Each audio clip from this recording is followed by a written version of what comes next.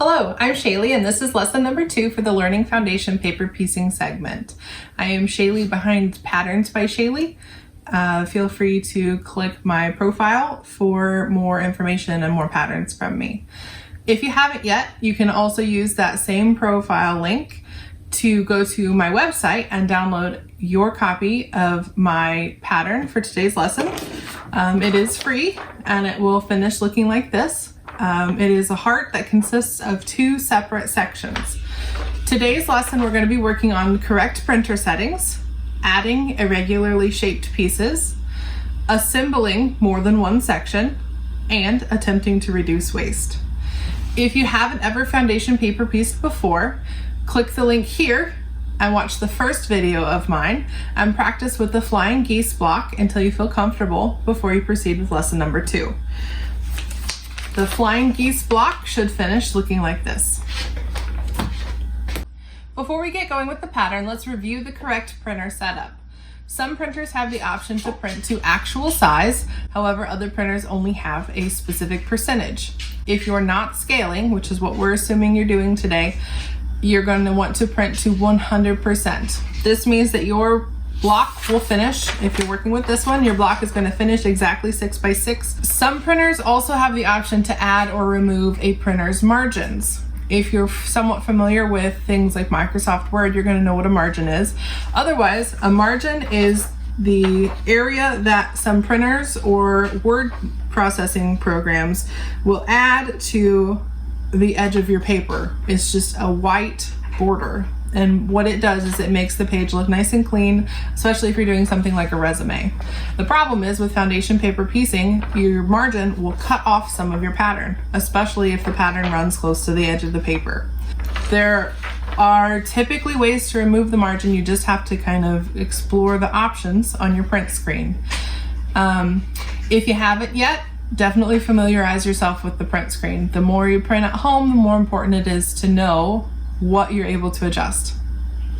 On Macs, which is what I personally use, you'll have a drop down that originally says preview. When you click on it and select layout, it'll bring up a whole other page that gives you options for borders.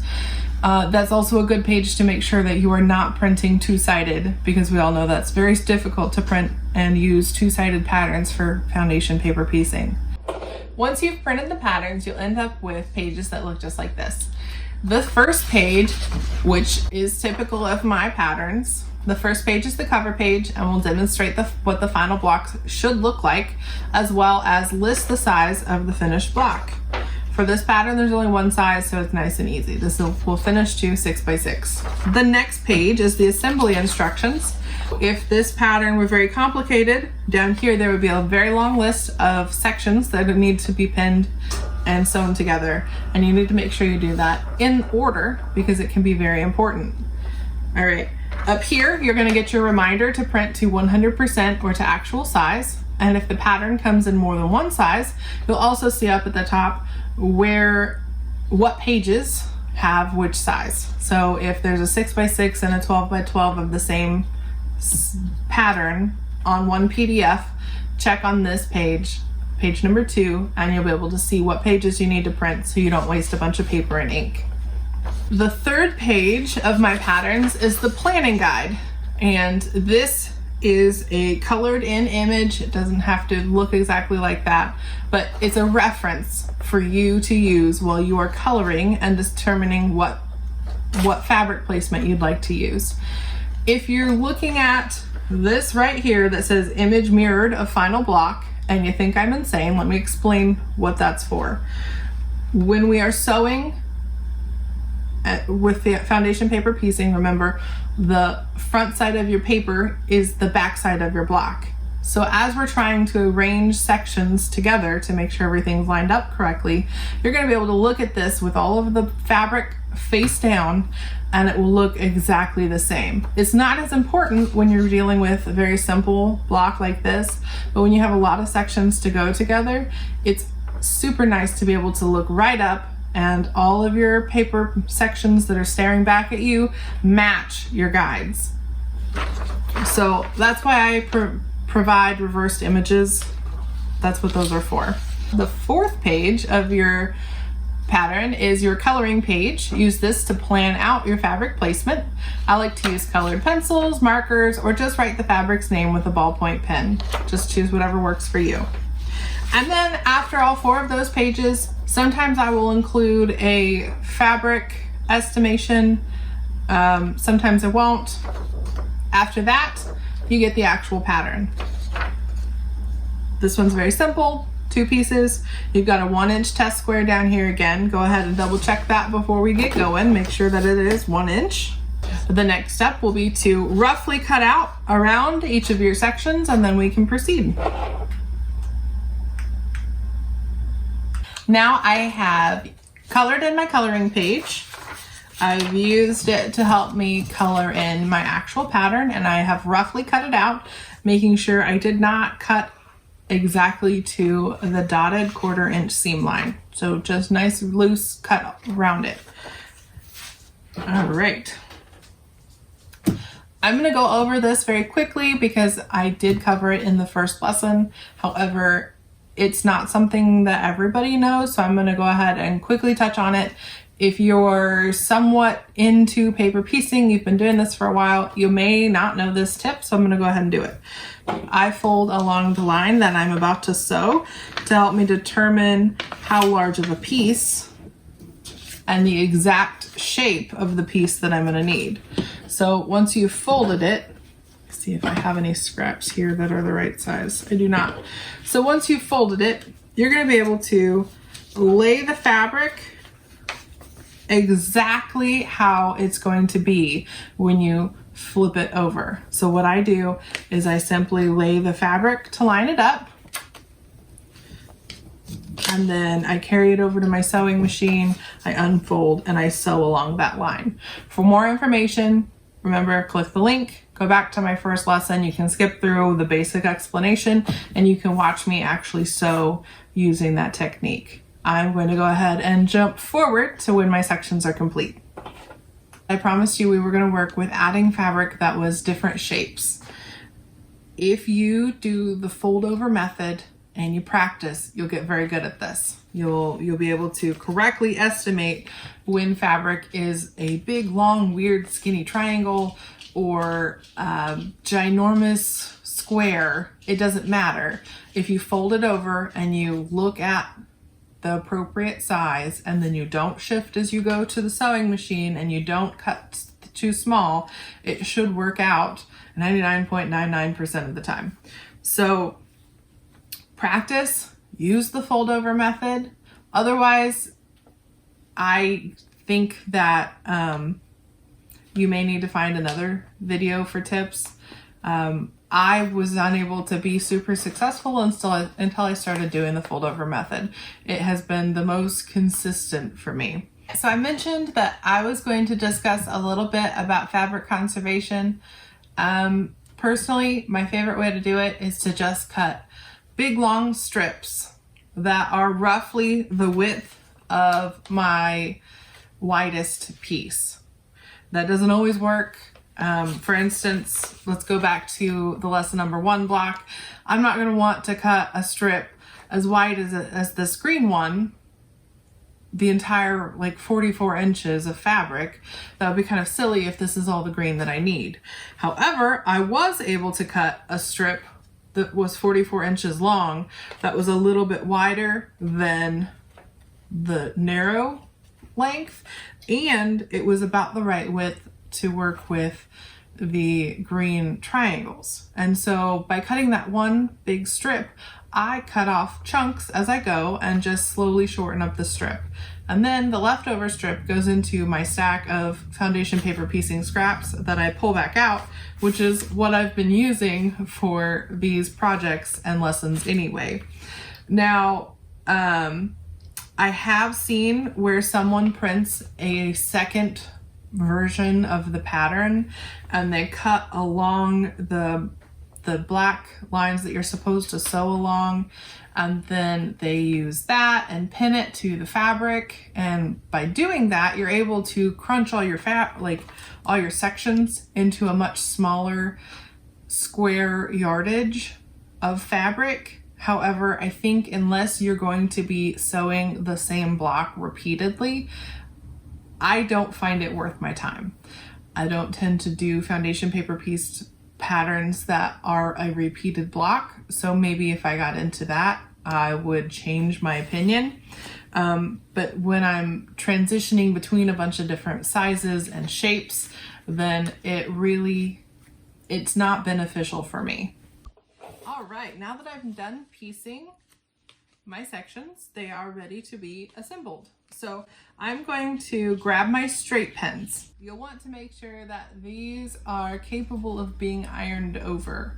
If you don't have straight pins that you can iron over, this next step is going to be a little bit more difficult. For this particular pattern, you probably could go ahead and just fold it over and sew it. And I think a lot of foundation paper piecers do this. The problem is once these sections are no longer straight, perfect, squared up lines, you're going to end up missing your points. So if you take a straight pin, and you're just going to take the straight pin, you're going to stab it through in the corners on the back side of one, and then through the front side of the corresponding other section. And sometimes I have to fiddle back and forth. I like to use my fingernail to help me line it up so I don't have to play with it as much. And that guarantees that when I open it up, those two corners are exactly where they're supposed to be. It also means that now when I unfold it, if this needed to be sewn to another section, this straight line is going to be perfect. When you have patterns that rely on meeting up at a specific place, such as the point and the, I guess they're both points, but such as the center of your heart, it's really important that those line up exactly or it's going to look a little wonky. That is when it's super important that you take your straight pin, you stab it through just to one side of the seam, and then go through the exact same place on the other side.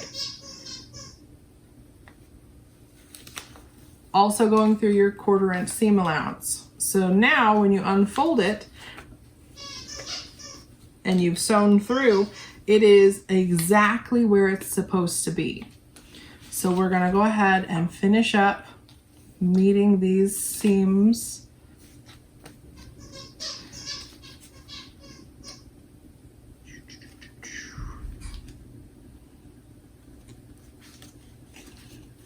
And it's a little bit fiddly, but honestly, spend the extra couple minutes to make sure that your sections match up perfectly.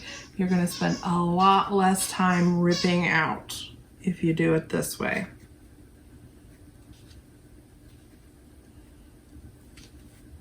I forgot to mention, normally I would check my handy dandy instructions to make sure I knew which sections need to go to which section. But this one's really simple, so it's just A to B, and I didn't need that this time.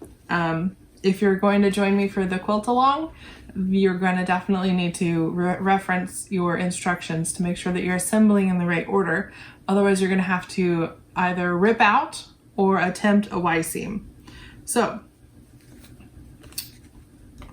let's get the last corner done. I apparently can't pin and talk. It's a skill I probably should learn. All right, so I've got a pin in each of the corners and a pin at each of the color intersections that it's really important match exactly. This gap here is very long. You run the risk of your pattern shifting just a little bit. So if it's more than 2 or 3 inches, I go ahead and stick one more straight pin, making sure that it goes straight through. That one went straight through. I didn't have to fiddle with it. It's nice and simple. So now I will gently open back up without completely undoing the pins, so you can see through it easily, but the pins are still firmly in there. And I take my glue, and you can add just a couple dabs, or you can go a little heavy with it. Depends on how much shifting you're anticipating. and just your personal preference if you are a glue baster. If you're not a glue baster, I highly recommend giving it a try. Use washable school glue. It comes right out with a little bit of water. It's great. It means that you don't have to worry about trying to hold things exactly where they're supposed to be, and you can pin with precision and then sew it together before anything can shift. So you'll add just a little bit of glue, and then you're going to use your hot iron. Make sure you don't bump your pins over. So you're just going to iron along the edge, keeping the pins pointing straight up at the sky. If you let them flop every which way, I think that it gives the seam just, it's not terribly off, but it does make it a little bit off. So if you can get in the habit of leaving the pins completely upright, that's going to be for the best. All right. So now you can take your pins out because the glue has dried and set. It's good to go. And run it on through the sewing machine.